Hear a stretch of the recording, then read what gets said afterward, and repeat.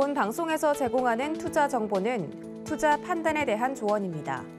방송에서 제공하는 주식의 가치, 가격 상승 및 가격 하락에 대해서는 방송사에서 보장하지 않습니다.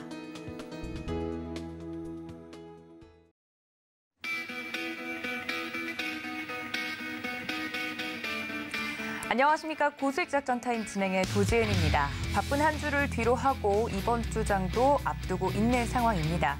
이번 주에는 특히나 유럽 중앙은행의 통화정책회의에 시장이 주목할 것으로 예상이 되는데요. 강달러 현상 계속되고 있고요. 7월에 FOMC 회의 전까지는 시장의 방향성을 탐색할 것이라는 것이 주요한 분석 내용입니다. 관련돼서 이번 주 우리 증시 어떤 작전이 필요할지 오늘도 면밀하게 세워보도록 할 테니까 저희와 끝까지 함께해 주시기를 바라고요. 그렇다면 코인 시황은 어떤지 살펴보고 오겠습니다. 함께 보시죠. 네, 안녕하세요. 캐스터 이은주입니다. 지난 주말 동안 있었던 우리 시장 분위기 함께 살펴보도록 하겠습니다. 테라 사태 이후에 암호화폐 시장을 강타했었던 연쇄청산 그리고 이 부도의 위험들이 어느 정도는 정리가 돼 가고 있다라는 외신들의 보도가 잇따라 나오고 있습니다. 이 알트코인들도 각자의 재료로 움직이는 등 전형적인 시장의 모습을 되찾아주고 있는데요. 암호화폐 시가총액 전일 대비 0.16% 소폭으로 하락했지만 여전히 9,600억 달러대 강세를 보이면서 시장 상황은 견고한 모습 보여주고 있습니다. 비트코인 전일 대비 0.87% 소폭 하락됐고요. 일주일 전 대비도 0.79% 소폭 상승하면서 큰 움직임 없이 2만 불에서 2만 1,000달러대 박스권에서 움직이고 있는 모습 보여주고 있습니다. 하지만 여전히 우리 시장 연말까지는 약세장을 걷게 될 것이다라는 전망치가 나오고 있는 가운데 현재 우리 시장에 여전히 이 약세를 지속할 수밖에 없는 주요 재료 원인으로 이 두 가지 정도가 업계에서는 거론이 되고 있는데요. 첫 번째로는 이 마이너들의 움직임을 저희가 좀 살펴봐야 될 것 같습니다. 비트코인의 채굴자들, 코인 가격 하락뿐만 아니라 채굴 장비의 가격 하락도 이어지면서 이들은 이중고를 겪고 있죠. 셀시우스 같은 경우는 현재 8만 대가 넘는 채굴 장비를 운영해 왔는데 채무를 갚기 위해서 이 모든 채굴 장비들을 팔아치우고 있는 것으로 현재 업계가 분석을 하고 있습니다. 그렇기 때문에 채굴자들은 더 어려운 상황에 직면할 수밖에 없다라고 하는데요.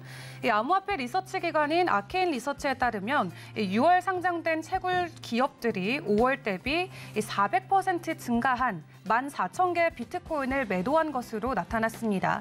사실 상장 채굴 기업들이 5월부터 이 채굴량보다도 더 많은 비트코인을 매도하면서 이 비트코인의 가격 약세를 굉장히 부추기고 있었는데요. 지난 6월에도 비슷한 움직임이 여전히 일어났었다라고 외신이 보도하고 있습니다.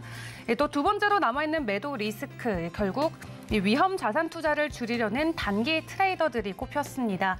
결국에는 장기적으로는 약세가 이어질 수 있다는 우려 속에 굉장히 단기적으로 단타를 노리고 이 시장에 들어오는 단기 투자자들이 많은데요. 그렇기 때문에 결국 시장에는 가격적으로 혼란을 야기할 수밖에 없다라는 외신의 보도가 나왔습니다. 이어 이더리움 가격 보도록 하겠습니다. 굉장히 큰 폭의 상승세 보여주고 있죠. 전일 대비 1%지만 일주일 전 대비 무려 17% 가까이 올랐습니다. 한 대 장중에 1,400달러까지 돌파해주기도 했는데요.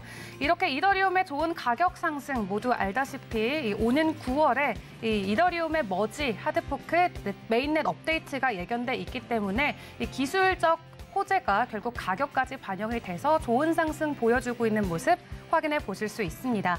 3위와 4위 큰 변동성 없이 가격 일부에 고정돼 있는 스테이블 코인이고요. 5위의 BNB 전일 대비 0.16%, 또 일주일 전 대비도 6.91% 오르면서 250불 가까이에서 거래되고 있습니다. 6위의 바이낸스 USD 큰 변동성 없이 가격 99센트고요. 이어 7위의 리플 보도록 하겠습니다. 전일 대비 0.87% 소폭 하락됐지만 일주일 전 대비 8% 가까운 상승률 보여주고 있는 리플인데요. 이 리플 같은 경우는 2021년 이 리플 SEC의 소송이 시작이 됐는데 사실 지금까지도 해당 소송이 끝나지 않은 상태로 지속이 되고 있습니다. 이 리플 투자자분들 같은 경우는 굉장히 오랫동안 지속되고 있는 이 SEC와의 소송전으로 굉장히 많이 지친 상태에 있다라고 업계에서도 보고 있는데요. 이 리플의 CEO인 브래드 갈링하우스가 이번 SEC와의 이 법적 공방을 놓고 또 다시 한번 본인의 의견을 전했습니다. 블록체인 해외 송금으로 알려져 있는 이 리플 프로젝트, 이번 SEC와의 소송전에서 사용한 비용이 무려 1억 달러 이상이라고 밝혔는데요. 하나로 하면 약 1,300억 원 정도가 됩니다. 하지만 리플 CEO 같은 경우는 이런 SEC와의 법적 공방을 이어가는 이유로는 이 싸움은 사실 리플만을 위한 싸움이 아니라 우리 업계를 대변해서 우리 업계 전체를 위한 싸움이다라면서 어느 정도 사명감을 또 보이기도 했습니다. 그러면서 다른 프로젝트 같은 경우는 이 정도 규모의 소송을 이어갈 수 없기 때문에 이 리플이 대표해서 SEC와의 법적 공방을 이어가고 있다라고 밝힌 건데요. 사실 SEC와의 법적 공방, 결국 리플이 승소를 해야만 우리 시장에도 굉장히 좋은 호재로 남을 수 있고, 만약에 리플이 패소하게 된다면은 추후 다른 코인들도 이 증권과 관련된 이 이유로 지속적인 이 SEC의 공격을 받을 수 있기 때문에 이번에 리플이 꼭 승소를 해줘야만 한다라는 외신들의 강한 보도도 이어지고 있습니다. 이어서 파리의 카르다노 보도록 하겠습니다. 전일 대비 1.61%, 또 전주 대비는 3.21% 하락하면서 현재 가격 0.44달러에 거래되고 있고요. 이 에이다 같은 경우도 사실 가격적으로 굉장히 좋을 것 같다라는 강세 전망이 이어지고 있습니다. 얼마 전에 바질 하드포크가 있었죠. 그렇기 때문에 기술적으로 많은 업계 전문가들은 51%가 넘는 전문가들이 카르다노의 강세에 표를 던졌다고 하고요. 또 올해 말까지는 0.63달러까지는 올라줄 것이다라고 굉장히 긍정적인 전망치를 내놓고 있다고 합니다. 현재 가격이 0.44달러이기 때문에 앞으로도 이 두 자릿수 이상의 상승세 보여줄 수 있는 좋은 프로젝트다라고 예견하고 있는 것 같고요. 이 솔라나 같은 경우 전일 대비 0.49%, 또 일주일 전 대비는 6.34% 오르면서 40달러 선에 거래되고 있습니다. 마지막으로 10위의 도지코인입니다. 전일 대비 0.3% 올랐지만 전주 대비는 4% 넘게 하락하면서 현재 0.06달러에 거래되고 있고요. 이 시간 특징주로 조금 살펴볼 종목 이더리움 클래식 가져왔습니다. 전주에 무려 30% 넘게 급등하는 모습을 보여주면서 많은 투자자분들이 주목을 하고 있는 종목인데요. 이 클래식 같은 경우는 사실 이 이더리움의 이번 업데이트와 관련돼서 덕으로 호재를 본 종목이기도 합니다. 아무래도 이더리움 클래식 같은 경우는 기존의 이더리움 채굴자들이 이더리움 클래식으로 모두 이전을 하게 되면서 이 해당 이더리움 클래식에 대한 수요도가 굉장히 높아지고 있는 상황인데요. 가격적으로도 굉장히 좋게 호재가 나왔고, 현재 전일 대비도 15% 가까이 오르면서 이 20불달러에 20달러 근처에서 현재 거래되고 있습니다. 다음 소식도 살펴보도록 하겠습니다. 이렇게 전반적으로 암호화폐 상황 여전히 박스권에 움직이고 있는 가운데 이비 연준에서 설문조사를 진행을 했는데 은행의 주요 업계 임원들이 현재 56%는 이 암호화폐와 관련돼서 크게 개발할 생각이 없다라고 답을 했다라고 합니다. 향후 2년간 암호화폐는 은행권에서 고려해야 될 우선순위가 아니다라고 답을 한 건데요. 하지만 앞으로 2년에서 5년 이후에는 관련 개발에 대한 우선순위를 세우겠다라고 답을 했다라고 하고요. 또 헤지펀드의 억만장자로 불리는 앨런 하워드가 올해만 암호화폐와 관련된 업체 총 13곳에 적극적인 투자를 나선 것으로 전해졌습니다. 사실 그 전부터 블록체인 관련된 스타트업에 큰 투자를 이어오고 있었던 인물이기도 하죠. FTX, 비트판다, 폴리곤, 레든, 블루건 등 총 40개가 넘는 암호화폐 프로젝트를 지원하고 있고요. 그중에서도 일부 암호화폐를 직접 보유하고 있다라고 이야기하면서 블록체인 그리고 암호화폐에 대한 강한 의지를 나타내기도 했습니다. 그렇다면 글로벌 주요 이슈들은 어떤 것들이 있는지 살펴보도록 하겠습니다. 러시아의 소식인데요. 이제 러시아 안에서는 암호화폐 지불을 금지하는 법안이 체결된다라고 합니다. 얼마 전까지만 해도 국제 결제 송금 시스템으로 암호화폐를 적극적으로 채택하고 고려하겠다라고 밝혔는데 자국 안에서는 암호화폐를 사고 파는 것을 전면 금지한다라고 하고요. 독일과 미국 같은 경우는 이번에 이 친암호화폐적인 나라로 1위에 이름을 올리기도 했습니다. 분석회사인 코인컵이 발표한 글로벌 암호화폐 순위에서 독일과 미국이 1위를 차지를 한 건데요. 코이콘 같은 경우는 정부, 그리고 금융 서비스, 인구, 세금, 또 인재개발, 산업 참가자, 거래, 사기, 이 환경 이러한 잠재력을 9가지의 카테고리로 나눠서 전반적인 점수를 매겼다고 합니다. 독일 같은 경우는 1년 이상 암호화폐를 보유하면은 자본 이득에 대한 세금 면제를 하는 부분이 좋게 평가가 됐다고 하고요. 미국 같은 경우는 미 조 바이든 대통령이 암호화폐 행정명령 그리고 피델리티의 퇴직연금을 비트코인에 투자하겠다라는 지원들을 발표하면서 고득점을 받았다고 합니다. 그런 한편 한국 같은 경우는 현재 29위에 위치해 있는 모습도 확인해 보실 수 있습니다. 지금까지 전반적인 암호화폐 시장 상황 전해드렸습니다. 네, 암호화폐와 관련된 내용까지 짚어보고 넘어왔습니다. 본격적으로 글로벌 이슈와 더불어서 금일장 작전 세워보도록 할 텐데요.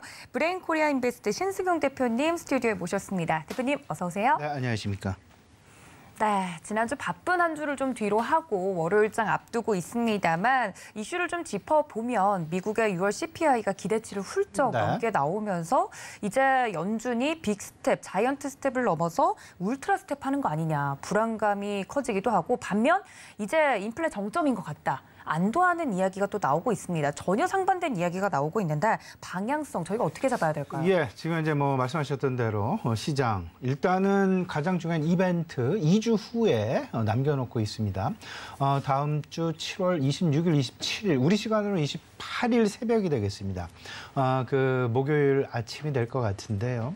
이 전에 사실은 시장 내에서 지금 도전 앵커 말씀하셨다시피 실질적으로 빅스텝, 자이언트 스텝을 넘어서 울트라 스텝이냐 아니면 지금 현재 일단 경기 침체에 대한 우려감이 조금씩 확산을 하면서 주요 상품 가격, 특히나 국제 유가를 중심으로 해서 상품 가격의 하향 안정화가 진행되고 있는 이런 상황. 이 이야기는 조만간 곧 인플레이션의 정점을 통과할 가능성이 높다라는 기대감이 오히려 기대감으로 작용을 하면서 실질적으로 지금 현재 앞으로 한 2, 3개월만 지나가게 되면 경기 침체에 대한 우려감보다는 오히려 지금 현재의 어떤 그 강력한 노동을 중심으로 해서 노동을 배경으로 해서 시장 다시금 개선세로 경기 침체의 늪을 오히려 건너뛰면서 지금 현재 통화 정책과 같이 맞물리는 어떤 그 새로운 평형점을 찾아가는 그런 긍정적인 상황이 전개될 것은 아니냐라는 그런 기대감이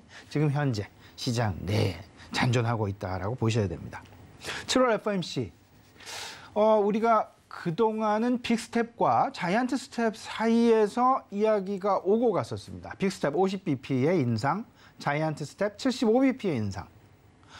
최근 들어서 지난 주말이었죠. 특히나 미국의 생산자 물가지표가 발표가 됐습니다. 소비자 물가지표도 지난 주에 발표가 됐었고 생산자 물가지표가 지난 주말에 발표가 됐었는데 소비자 물가지표 말 그대로 그 9.1% 그리고 생산자 물가지표 무려 11.3% 전년 동기 대비해서 급등하는 모습이 나타나게 되면서 실질적으로 이 지표가 발표되기 이전과 이후 시장의 전망치, FOMC에 대한 전망치의 양상을 좀 들여다보게 되면 발표 이전에는 한 10% 내외가 울트라 스텝을 전망했다라고 하면 지금 현재 이 상황에서 울트라 스텝 1.0%의 금리 인상, 초유의 금리 인상 폭이 되겠죠. 이 가능성 실질적으로 80.9%를 점하고 있다. 81%를 점하고 있다라는 그런 이야기. 일단 시장에서는 인플레이션의 고공행진은 최소한 9월까지는 진행될 가능성이 높겠다. 하지만 앞서서 말씀을 드렸다시피 국제 유가를 비롯한 주요 상품 가격이 계속되는 상승세가 나타나질 않고 오히려 하락 전환. 지금 하락 전환한 지 한 2, 3주 정도 됐습니다. 네. 이런 상황들 보여주게 되면서 이제 바야흐로 인플레 정점 통과하는 것이 아니냐라는 그런 기대감이 상당 부분 확산되고 있다라는 이런 아이러니한 부분들 우리가 좀 생각을 해봐야 될 것 같습니다. 말 그대로 인플레이션의 정점 통과 기대감 커지고 있다라는 점. 하지만 여전히 주요국 미국, 한국 그 주요 OECD 주요국들, G7 국가들 다 생각을 해보게 되면 그 선 물가 통제 후 경제 회복. 이러한 어떤 그 통화 정책의 기조를 유지하면서 최근 들어 지난 주말이었습니다. 캐나다가 G7 국가 중에서 가장 처음으로 100bp 1%의 기준금리 인상을 단행했다라는 점. 이런 부분들이 결국은 미국 7월 FOMC에서 실질적으로 울트라 스택 가능성 상당 부분 높아질 수 있다라는 점 우리가 좀 엿볼 수 있지 않나 생각을 좀 해보게 됩니다. 물론 앞서서 말씀을 드렸다시피 인플레이션에 대한 정점 통과 기대감 분명히 있습니다. 특히나 바이든 대통령 같은 경우 다소간 좀 6월 물가, 우리가 지금 지난주에 깜짝 놀랐었던 물가, 미국의 물가, 이게 다 6월 달 소비자 물가 지표와 6월 달 생산자 물가 지표죠. 그러다 보니까 이미 이거는 과거 자료다. 바이든 대통령은 이미 과거 자료다. 지난 자료, 지난 통계에 불과하다. 오히려 미래를 봐야 되지 않겠느냐. 지금 상품 가격이 하향 안정화를 보여주고 있고 이런 부분들이 이미 인플레이션에 대한 정점 통과 기대감을 높이기에 충분한 것은 아니겠느냐. 이런 부분들이 실질적으로 작용을 하면서 지난 주말 미국 증시 일단 하락하는 그런 모습 보이지 않고 여전히 3일, 4일 연속 상승세를 이어가주는 그런 모습이 나타났었다. 지난 주말 미국 증시의 호재 세 가지를 좀 꼽아본다라면 제가 항상 말씀드리는 부분이 있죠. 은행의 실적을 잘 보자. 특히나 시티은행의 실적이 시장 전망치를 크게 상회를 하면서 무려 10%가 넘는 급등 양상을 보여주었고요. 이런 부분들, 은행은 실물 경기와 금융경제와 실물 경제의 가교, 연결고리 역할을 하면서 상당 부분 은행에 대한 기대감은 계속 가져갈 수밖에 없는 그런 상황. 여기에 소비자 심리 지수와 그리고 기대 인플레이션이 상당 부분, 소비자 심리 지수는 상당 개선되어지는, 여전히 개선되어지는 그런 모습들. 시장 전망치는 절반, 그러니까 50%, 50, 그러니까 소위 말하는 반반이다라고 한다라면 실질적인 나온 소비자 심리 지수, 미시간대 발표된 소비자 심리 지수 같은 경우는 51.1 전망치를 상회하는 여전히 소비에 대한 그리고 소비자들에 대한 향후 경기에 대한 판단 내지는 기대감은 여전히 긍정적인 쪽에 조금은 더 무게중심이 쏠려 있다라는 부분 우리가 볼 수 있었고요. 여기에 아울러서 또 하나 6월달 물론 지난달 지표이긴 합니다만은 소매 판매가 여전히 전 월인 5월 대비해서 1%가 늘어났다. 여기에는 뭐 자동차 판매량도 상당 부분 일조했다라는 그런 이야기가 있고요. 그 이야기는 결국은 필수 소비재는 물론 내구 소비재의 판매까지 증가되어지는 소비가 늘어나게 되는 그런 모습들이 나타났다라는 상당 부분 고무적인 그런 경제 지표가 발표되었다라는 점 한 가지 더 추가될 수 있을 것 같습니다. 마지막으로 기대 인플레이션이 하락하고 있다.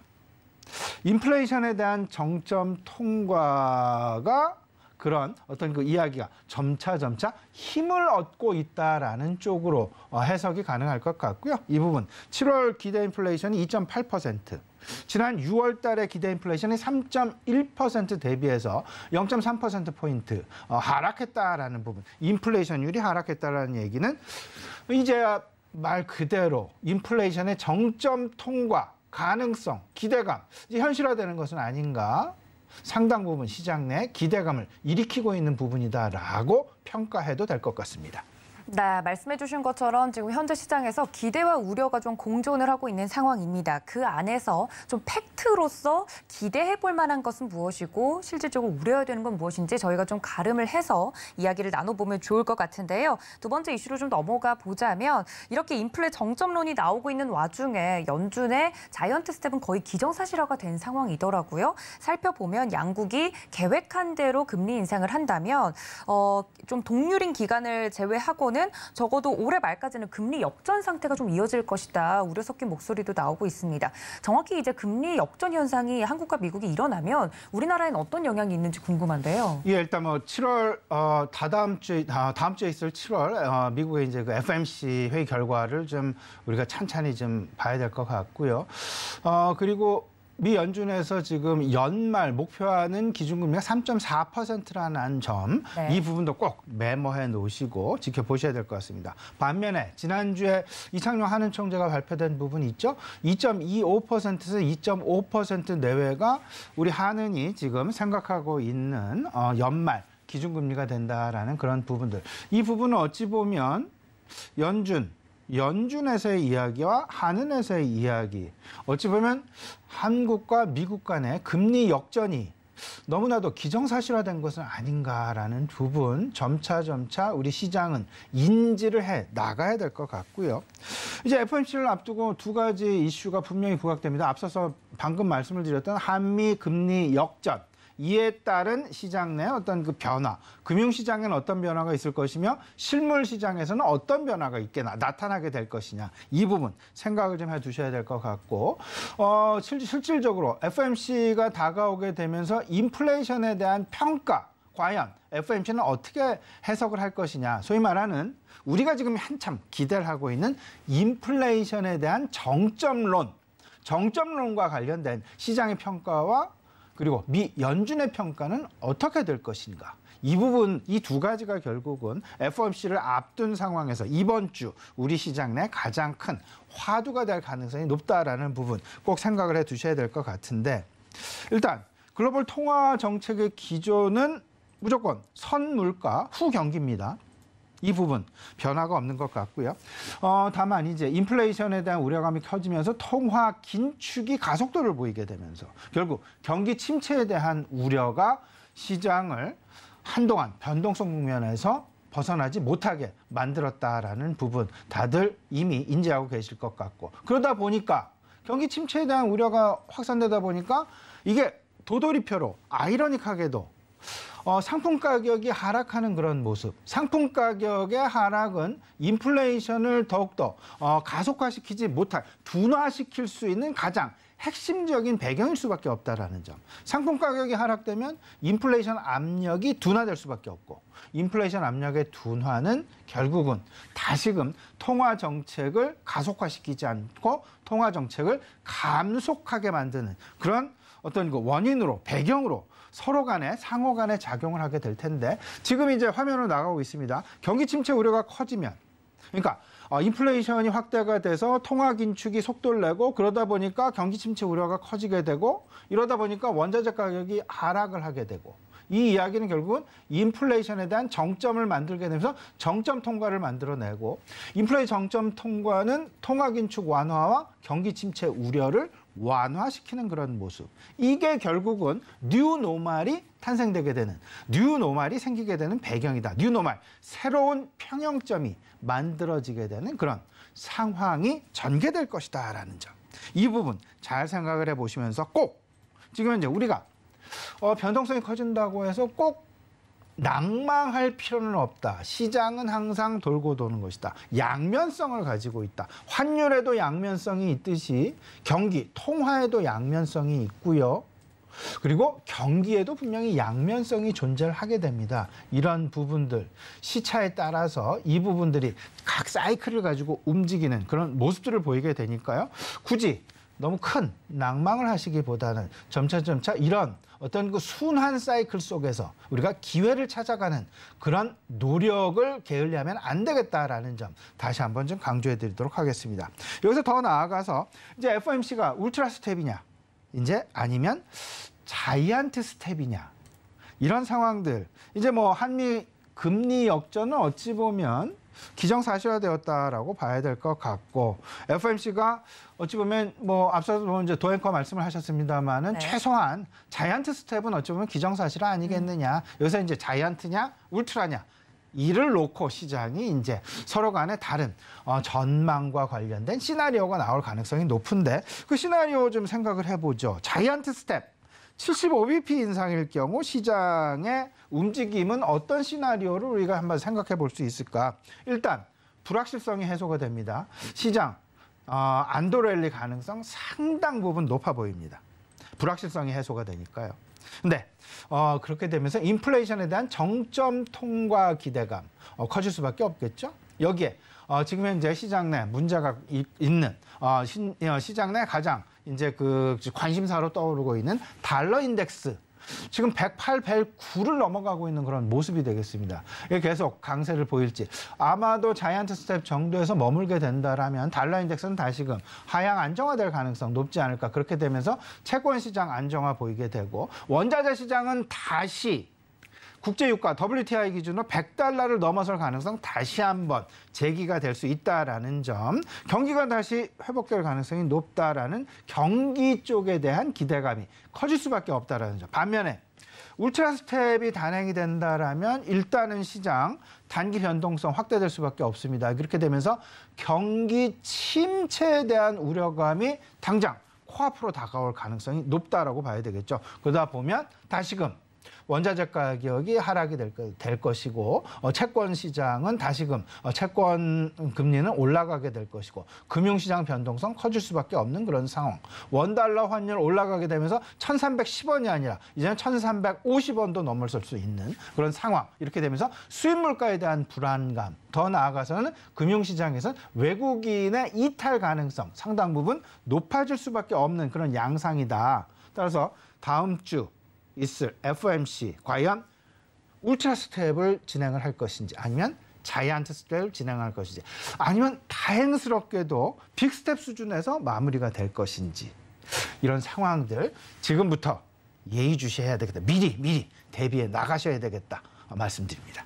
네, 다음 주에 있을 중요한 이벤트죠. FOMC 회의 결과에 따라서 시장의 방향성, 거기에 따른 전략이 좀 바뀔 것 같습니다. 여러분들 이 점까지 저희와 함께 체크해 보시면 좋을 것 같고요. 히든 이슈로 좀 넘어가 보도록 하겠습니다. 워렌 버핏이 이끄는 벅셔 해서웨이가 미국의 정유 업체죠. 옥시덴탈 페트롤리엄의 주식을 20% 정도 지금 지분율이 육박한다 이야기가 나오고 있습니다. 에너지주, 워렌 버핏이 이렇게 사니까 저희도 솔깃한데 네네. 어떤 백그라운드 저희가 이 부분에서 사실은 제가 옥시덴탈 주식을 우리 시청자분이 매수하시다라는 그런 부분이 전혀 아니고 일단 이 속에 과연 숨은 뜻이 어떤 숨은 뜻이 있는 것이냐. 왜 워렌 버핏이 옥시덴탈 페트롤리움을 사고 있을까. 왜냐하면 탄소 중립을 선언하고 있는 그런 상황, 대다수의 국가들이 그렇게 된다면 화석 에너지는 중장기적으로 전환을 하지 않으면 신재생 쪽으로 아니면 대체 에너지 쪽으로 탄소 중립이 진행이 되는 가정하에서는 전환하지 않으면 소위 말하는 그들의 성장 동력을 잃을 수밖에 없는데 왜 워렌 버핏이 이렇게 공격적으로 사고 있는지 그 뒤에는 어떤 생각이 있기에 이런 부분들이 있는지 이 부분 우리 시청자 여러분과 말씀을 좀 나눠보고자 사실은 옥시덴탈 페트롤리움의 워렌 버핏이 지금 주식을 사고 있다는 그런 이야기 한번 화두로 꺼내보고자 합니다. 일단 간단하게 말씀을 드리면 옥시덴탈 페트롤리움의 주가 한 20달러까지 빠진 적이 있었죠. 그러다가 지금 현재 한 58달러 내외에서 지금 주가가 지금 왔다 갔다 하고 있는 그런 상황. 이런 상황들을 좀 생각을 해보면 그 배경에 분명히 4가지 시사점이 분명히 있습니다. 워렌 버핏이 지금 보유하고 있는 신주 인수권. 그래서 이 신주 인수권의 가격이 59달러입니다. 그러면 소위 말하는 59달러 이하로의 하방 경직성. 이 대주주가 이 부분을 떠받치기 위해서 상당 부분 노력을 할 수밖에 없다라는 점. 이 부분 우리 시장 내 전환사채를 가지고 있는 물론 여러 가지 다양한 방법으로 리픽싱 조항들이 존재를 하기는 하지만 그럼에도 불구하고 이 전환사채의 전환 가격, 옵션 가격, 워런티의 가격이 미리 우리 시청자 여러분들께서 보유하고 있는 주식이 전환사채를 발행해 놓고 있는 주식이다라면 그 워런티의 가격 정도는 메모해 놓고 그 가격 이하로는 빠지지 않을 것이다라는 그런 자신감 한번 가져볼 수 있다라는 그런 부분 분명하게 이러한 변동성 장세에서 말씀드릴 수 있는 부분이다라는 생각이 좀 많이 들고요. 또 하나 지금 에너지 가격이 사실은 고공행진한다라고 해도 과언이 아닐 듯 싶습니다. 여전히 100불 근처에서 왔다 갔다 하고 있으니까요. 그렇게 된다면 셰일가스에 대한 기대감 커질 수밖에 없다라는 셰일가스에 대한 양면성, 대체 에너지에 대한 가능성 우리가 생각을 해볼 수밖에 없겠죠. 그리고 반면에 탄소 중립 같은 경우는 일정 기간이 소요될 수밖에 없다라는 점. 그리고 에너지 산업 우리가 계속해서 당장 사는 것은 아니지만 에너지 안보라는 부분 상당히 중요합니다. 특히나 러시아와 우크라이나 간의 전쟁이 장기화되고 있는 이상 그 조건 하에서는 특히나 에너지 안보는 그 어느 때보다도 중요하다. 특히나 지금 현재와 같은 상황에서 계속 에너지와 관련된 가격은 우리가 계속 예의주시해야 될 것이다라는 점. 이런 4가지 관점에서 옥시덴탈 페트롤리움이 갖고 있는 주식 속에 있는 그런 히든 이슈 무엇인지 우리 시장 내 내가 가지고 있는 종목 속에 한번 접근시켜봐도 괜찮지 않을까 생각이 됩니다. 마지막으로 간단히 말씀을 드리죠. 네. 오늘 전략 이렇게 생각하셔야 돼요. 지금 현재 시장 내 최대 화두는 인플레이션이 정점 통과하냐 아니냐입니다. 그리고 다음 주에 있을 FOMC에서 울트라 스텝을 할 것이냐, 자이언트 스텝을 할 것이냐, 빅 스텝을 할 것이냐. 이에 따라서 시장 투자 심리 상당 부분 왔다 갔다 할 가능성 높아 보입니다. 근데 하지만 궁극적으로 그 넘어 저편에는 어떤 부분이 기다리고 있냐 하면 상호 간에 영향을 미치게 된다. 인플레이션 우려가 커진다라고 꼭 경기 침체로 가는 것은 아니다. 왜냐하면 그 전에 인플레이션 정점 통과 가능성이 상품 가격의 하락 선반영으로 인해서 나타날 수 있기 때문이 되겠습니다. 이런 전반적인 상호 간의 연쇄 고리, 연쇄 영향 이런 부분까지 생각을 해보시면서 새로운 평형점, 소위 말하는 뉴노멀에 대한 생각 다시 한번 짚어보셨으면 좋겠습니다. 네, 이렇게 오늘장 작전에 대해서도 자세하게 말씀을 해드렸습니다. 히든 이슈와 더불어 오늘장 작전까지 살펴봤고요. 지금까지 브레인코리아 인베스트 신승훈 대표님과 함께했습니다. 대표님 고맙습니다. 네, 다음 전문가님과 함께 연결해 보도록 하겠습니다. 교보증권 여의도금융센터 윤여민 FP 연결되어 있습니다. FP님 안녕하십니까? 네, 안녕하십니까? 네, 반갑습니다. 월요일이니만큼 목소리에도 에너지가 넘치는데요. 이번 주 변동성을 좀 또 견뎌야 합니다. 금리 인상과 관련돼서는 우리나라, 미국과 관련된 이야기도 나눠봤지만 이번 주는 유럽 통화 회의도 또 개최가 될 예정이기 때문에 이번 주에도 여러 변동성이 있을 것으로 예상이 되는데 이번 주 증시 어떻게 전망하고 계신가요? 예, 사실 이제 변동성에 대한 부분이 계속해서 지금 시장이 어떻게 보면 좀 발목을 잡고 있지 않나라고 좀 생각을 하고 있는데요. 일단 지난주 증시에 대한 부분들 잠깐 좀 리뷰를 좀 하겠습니다. 사실 지난주에 좀 어떻게 보면 폭풍이 한 번 더 지나갔다라고 볼 수 있을 것 같은데 미국의 소비자, 생산자 물가 지수가 좀 공개가 됐습니다. 사실은 다 예상치보다 좀 높았죠. 그래서 높은 물가에 대한 어떤 부담을 좀 재확인하는 어떤 그러한 좀 사건이 아니었나 생각을 하고 있고 수치상으로는 여전히 인플레이션에 대해서는 꺾이지 않고 있다라고 좀 말씀을 드릴 수 있을 것 같습니다. 반면 6월 이후에 지금 유가가 좀 계속 하락되고 있다는 점은 좀 주목해봐야 되지 않을까 좀 생각을 하고 있고 이러한 측면에서 지금 이제 바이든 대통령은 이제 휘발유 연속 하락이 좀 반영되지 않은 수치다라고 좀 얘기를 했죠. 그런 부분들은 좀 계속 체크를 해봐야 되지 않을까 좀 생각이 들고 있고 특히 유가 같은 경우는 $90 정도 좀 거래일이 좀 많아지고 있는 상황이기 때문에 지난주에도 뉴스 좀 있었고요. 이런 측면을 봤을 때 좀 유가 추이는 계속 체크를 해봐야 되지 않을까 좀 생각을 하고 있습니다. 그리고 일단 우리나라 증시 지난주 좀 상당히 특이한 좀 금요일 특이한 부분이 좀 있었는데요. 특히 이제 초반에 좀 환율 급등에 따라서 좀 어떻게 보면 부담감이 많았고요. 좀 하락 출발했었죠. 특히 여기다가 유로 약세 요인이 겹치면서 달러가 좀 초강세가 되어지고 있는 상황이죠. 특히 유로와 약세가 좀 원인이라 볼 수 있을 것 같은데 유로존에 대해서 어떤 성장이 좀 하향 전망되고 있고 인플레이션 전망은 좀 상향 좀 전망되고 있는 상황이기 때문에 이런 부분들에서 유로가 좀 상당히 힘든 상황이 아닐까 좀 생각을 하고 있고 특히 지난주 금요일 같은 경우는 원달러 환율이 1,320원대까지 올라온 상당히 좀 부담감을 좀 주었습니다. 이런 측면에서 외국인의 좀 대량 선물 매도가 좀 나왔다는 점. 다만 이제 삼성전자, SK하이닉스가 좀 상승을 하면서 거의 지금 이 SK하이닉스 같은 경우는 4일 정도 계속 올랐거든요. 근데 이 두 종목에 좀 상승을 하면서 수급 블랙홀 효과가 좀 나왔다. 그래서 다른 종목이 좀 빠지는 좀 상황이 나왔는데 그럼에도 불구하고 좀 어떻게 보면 제가 볼 땐 희망을 좀 보지 않았나 생각을 하면서 이제 좀 반도체 섹터에 대한 어떤 좀 관심이 이제는 조금은 좀 필요한 시점이 아닌가라는 좀 말씀을 좀 드려볼 수 있을 것 같습니다. 네, 지난주 시장 리뷰와 더불어서 이번 주 시장을 대비하는 마음으로는 반도체 쪽에 조금은 관심을 둬도 괜찮지 않을까 이야기까지 힌트까지 좀 드렸습니다. 두 번째 이슈로 좀 넘어가 보자면 OTT 관련된 이슈가 있었는데요. KT와 CJ ENM이 OTT 시즌과 티빙을 각각 통합을 하겠다 이야기가 나오면서 관련 주가들이 또 탄력을 받을 것으로 예상이 되고 있습니다. 관련돼서 넷플릭스 실적이 또 발표가 될 예정이기 때문에 글로벌 포함해서 OTT 기업들이 과연 이러한 결정을 통해서 좋은 실적이 나올지 개인적으로 궁금한데 관련 내용 자세하게 살펴주신다고요?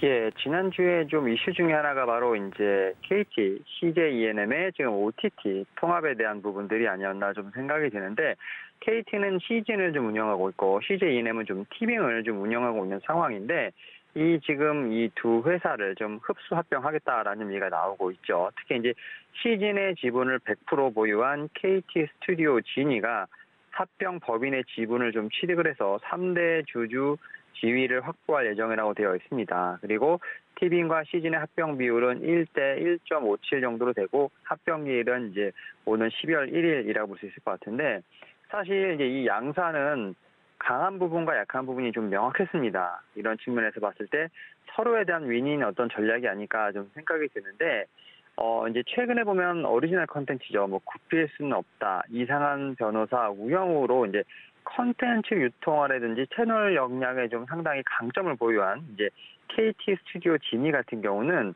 사실 OTT 플랫폼에 관련돼서는 좀 약점이 있다라는, 좀 경쟁력이 떨어진다는 부분이 있었는데, 지금 합병을 통해서 이런 부분을 좀 강화할 수 있는 어떤 그런 계기를 마련했다라고 생각이 들고 있고요.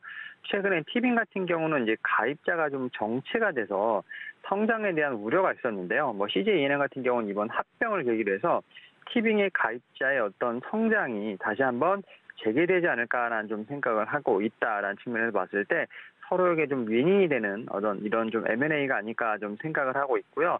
특히 이제 이 두 회사, 특히 6월 기준으로 봤을 때 월간 사용자 수가 이제 각각 티빙은 401만 명, 그 다음에 시즌 같은 경우는 157만 명이기 때문에 단순 합산해도 558만 명 정도 되죠. 지금 이제 웨이브가 한 420 정도 되기 때문에 좀 웨이브를 뛰어넘는 국내 최대 통합 OTT가 좀 출범이 된다라고 볼 수 있을 것 같습니다. 이런 측면을 봤을 때 제가 볼 때는 코로나19 이후에 좀 우후죽순 좀 늘어났던 컨텐츠, OTT 관련된 쪽에서 확실히 좀 규모의 경쟁을 좀 실현을 하면서 이제는 좀 효율적으로 나아갈 수 있는 어떤 이러한 기업들 간의 움직임이 나오지 않나 생각을 하고 있고, 뭐 이러한 점을 봤을 때 뭐 CJ ENM 관련돼서는 좀 주가가 향후에 좀 긍정적으로 전망이 되지 않나라고 좀 말씀까지 드려보도록 하겠습니다.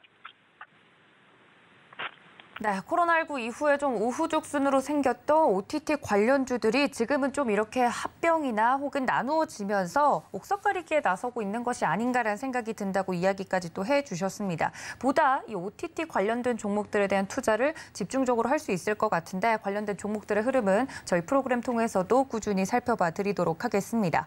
자, 그렇다면 FP님, 오늘 시장에 대해서는 어떤 대응 작전이 필요한지 궁금한데요. 대부분 FOMC 회의 이전까지는 시장이 방향성을 보여주지 않을 것이다 이야기가 나오고 있습니다. 오늘장 작전 어떻게 세워볼까요?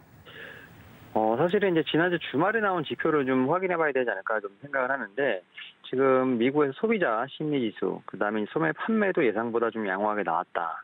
결국 이제 소비 심리나 소비 자체가 좀 침체가 아니라 기대 인플레이션이 좀 낮았다라고 보시면 될 것 같고, 특히 이제 단기 물가는 높지만 장기적으로는 진정될 것이다라고 보는, 흔히 우리가 말하는 이제 기대 인플레이션이 낮아졌기 때문에 이런 부분이 좀 실제 물가에도 일부 영향을 좀 주지 않을까라는 좀 생각을 하고 있습니다.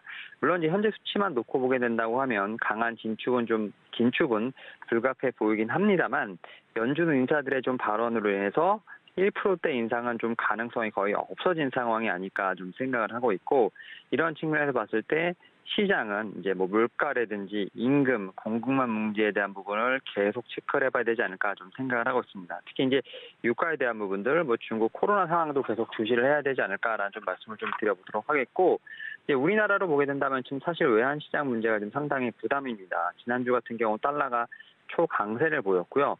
사실은 이제 유가도 상당히 중요하겠지만 이제 달러, 특히 이제 유로화 약세가 계속 이어지고 있다는 점을 봤을 때 상당히 좀 심각한 부분이 아닐까 생각합니다. 여기에 이제 가스관 이슈까지 좀 더해지면서 유로 약세가 계속 지금 지속되고 있는 부분이 있는데, 이런 부분들은 확실히 당분간 제가 볼 땐 단기간에 해결될 수 있는 부분이 아니기 때문에 이런 상황도 이번 주에 좀 계속 체크를 해봐야 되지 않을까 좀 생각을 하고 있습니다.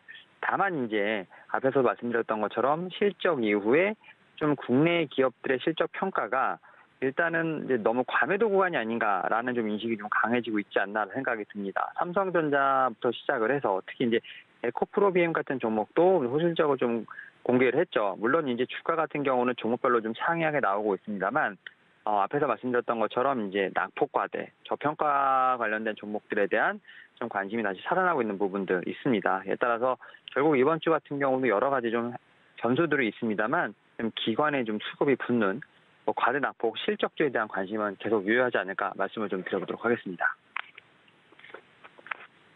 네, 이렇게 오늘장 작전까지 세워주셨습니다. 지금까지 교보증권 여의도금융센터 윤여민 FP와 함께했습니다. FP님 고맙습니다. 네, 감사합니다.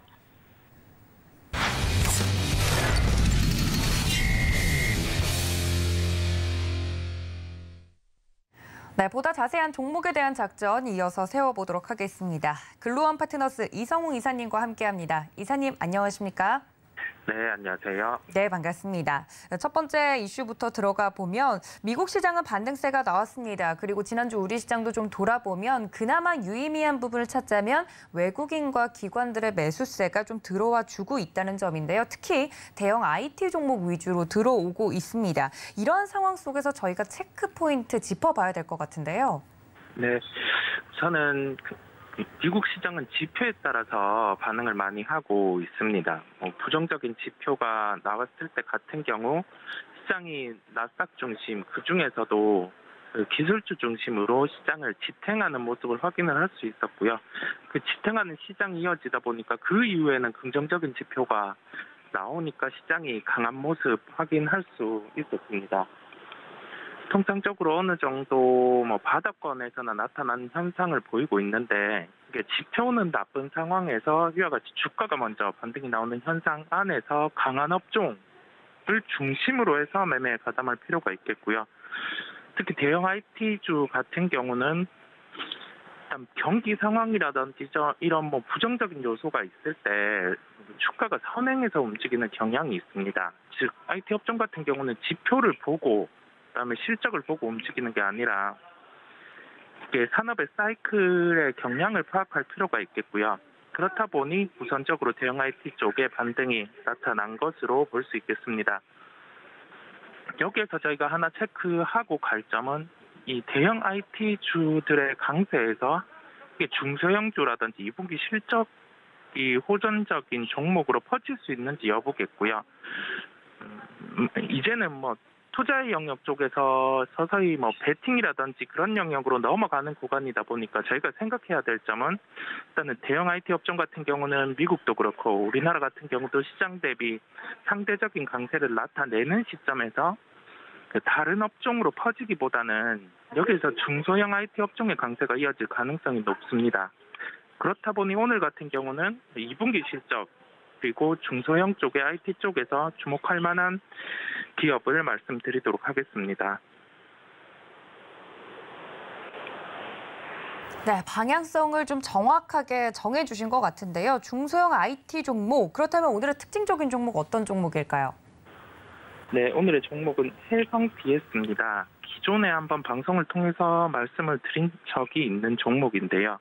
사업 같은 경우는 차량용 사업 부분도 있지만 반도체 후공정단의 패키징 관련 제품 사업을 영위하고 있습니다. 반도체는 그 공정상으로 전공정, 후공정 이렇게 나뉘는데 후공정단 같은 경우는 일단 최종적으로 만들어진 제품 같은 경우를 뒷단에서 테스트하는 그게 마무리군이고 저는 공정상의 뒤에 공정에 위치를 하고 있다고 보시면 되겠습니다. 2분기 실적 예상 영업이익은 536억 원대입니다. 현재 시가총액은 1조 원대인데요. 제가 생각해볼 점 지금 올해 예상 순이익이 얼마라서 이게 주가 수익률이 몇이고 그런 게 중요한 구간은 아니겠습니다. 실적을 보고 접근하는 구간이 아니라 시작에는 2분기 실적이 예상치가 많이 올라가 있는 상황이고 여기에서 실적이 예상치보다 잘 나온다 하더라도 3분기, 4분기 그 시점에 따라서 주가 변동성은 커질 수 있습니다. 철저하게 가격적인 접근이라는 말씀을 드릴 수 있겠고요. 가격 접근은 58,000원에서 6만 원대 접근 가능하다는 결론이겠습니다. 네, 방송을 통해 한번 언급을 드렸던 종목이죠. 해성 DS 반도체 후공정 관련돼서 패키징 관련 종목으로 설명을 좀 드렸었고 지금 6만 원 선에서 마무리가 좀 된 것으로 나오는데 가격 접근도 5만 8천 원 라인에서 6만 원대 접근이 가능하다고 말씀을 해주셨습니다. 관련돼서 종목에 대한 설명까지 여러분들 모두 체크해 가시면 좋을 것 같고요. 다음 이슈 바로 넘어가 보도록 하겠습니다. IT뿐만 아니라 여러 가지 섹터와 업종들이 있는데 지금 FOMC 회의 결과 전까지는 눈치 보기 장세가 좀 이어질 것이다 이야기가 나오고 있습니다. 이런 상황 속에서 접근해 볼 만한 업종과 섹터가 있다면 좀 궁금한데 어느 쪽 좀 보고 계십니까, 이사님? 네, 서두에 말씀드린 것처럼 대형 IT 업종에서 중소형 쪽, 중소형이 다른 중소형 업종이 아니라 IT 중소형 쪽으로 확장되는지 여부를 체크 필요하겠고요. 계속 실적이 좋다는 얘기는 많습니다. 자동차 업종과 관련해서 실적이 좋은 건 누구나 알고 있고 자동차 판매량 같은 경우 월별로 올라오다 보니 그 정도 수치 대입하고 환율 효과 감안하면 누구나 좋은 건 알고 있는데 여기에선 고민인 거겠죠. 2분기 실적에 대해서 잘 나왔을 때 주가 방향성이 어떨 수 있냐 이 여부다 보니 일단은 2분기 실적을 감안해서 18만 원 기준으로 10%의 상승 요인은 있습니다. 저희가 그런 점까지 생각을 하고 종합적으로 관심주는 이러한 탁 해단에서 가는 게 맞다는 판단하에서 종목 말씀드리도록 하겠습니다. 네, 실적이 좋다는 이야기는 많은데 정말 실적이 좋은 우리가 종목으로 이야기를 좀 들어봐야 할 것 같습니다. 두 번째 특징적인 종목 어떤 종목일까요? 네, 종목은 현대차 말씀드리겠습니다. 현대차는 2분기 예상 실적 같은 경우 저희가 기업의 예상 실적을 살펴볼 때 일반적인 컨센서스 그러니까 그런 네이버를 통해서 찾아볼 수 있는 실적도 있겠고 그러한 실적 기준으로보다는 시장 기준으로 이제 계속 예상치가 올라가게 됩니다. 그것을 체크할 필요가 있겠고 2분기 예상 영업이익은 2조 6천억 원 수준까지 상향돼 있습니다. 그렇다 보니 2조 6천억 원보다 한 10에서 20%는 잘 나와야지 주가가 위로 반응을 할 수 있다는 점을 꼭 기억을 해둬야 되겠고요. 예상 실적을 두고 플레이가 가능하다는 점 한 번 더 말씀드리겠습니다. 가격 접근은 17만 8천 원대 접근 가능하다는 점을 결론적으로 말씀드리겠고요. 첫 번째 말씀드린 해성 DS도 그렇고 두 번째 말씀드린 현대차도 그렇고 지금 미국 시장 같은 경우가 반등이 나타났고 우리나라 지수에서 첫 번째로 봐야 될 점은 이게 종목들이 퍼져나가는지 여부, 이 여부에 대해서 가장 크게 지금 포인트로 봐야 되겠고요. 이 업종에서 종목들이 퍼져나갈 때 시중 상위주들 안에서 움직인다고 하면은 종목을 퍼뜨려서는 안 됩니다. 그때는 해성 DS라든지 이런 쪽으로 퍼뜨려서는 안 되고 현대차 정도는 플레이도 가능하겠고요. 금요일 주가를 보면 현대차가 한번 빠졌다가 올라왔었거든요.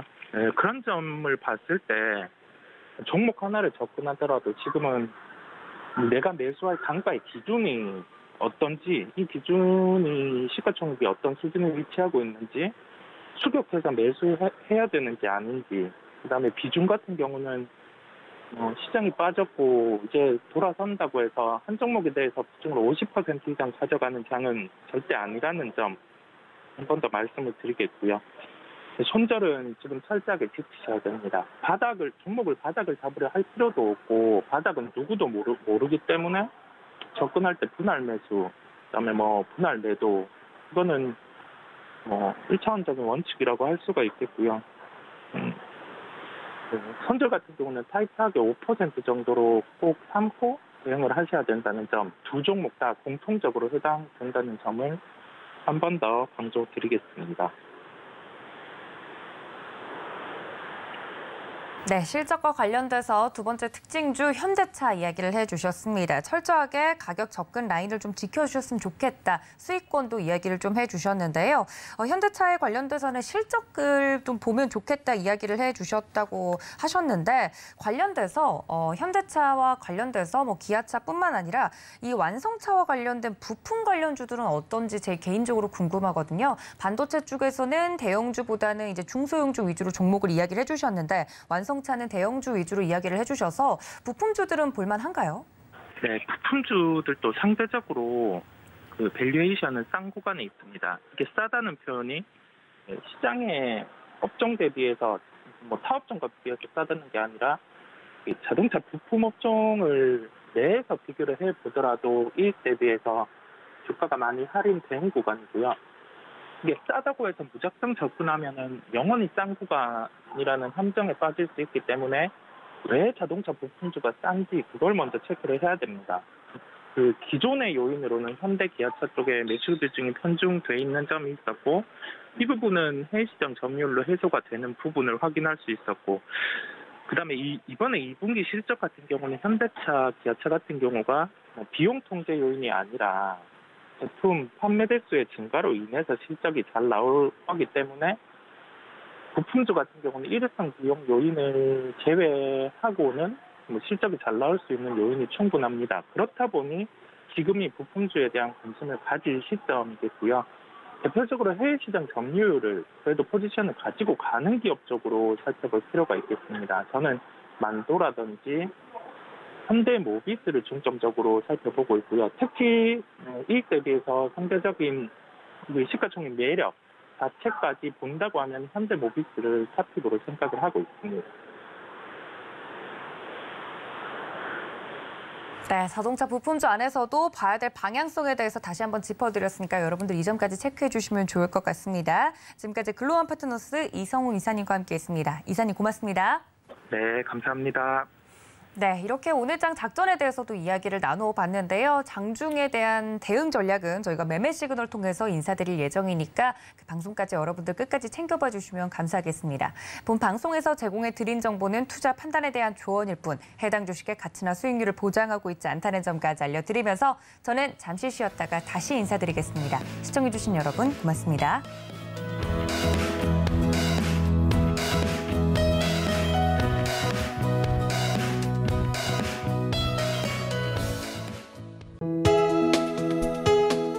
본 방송에서 제공하는 투자 정보는 투자 판단에 대한 조언입니다.